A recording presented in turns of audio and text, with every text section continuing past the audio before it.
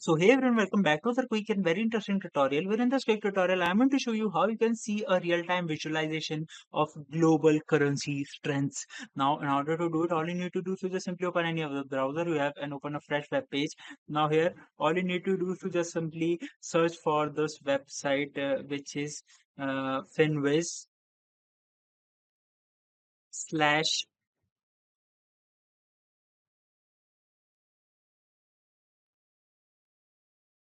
for forex.ashx. Just simply go to this website and here you can see the visualized data of global currencies that are booming, and you can check the performance, their relative performance over a day as well. And you can check it from here as well. Here you can see. Alright, so that's it for this tutorial. I hope this video will be helpful for you. Make sure to hit the like button and subscribe button for more such helpful and interesting tutorials. See you in the next one. Take care.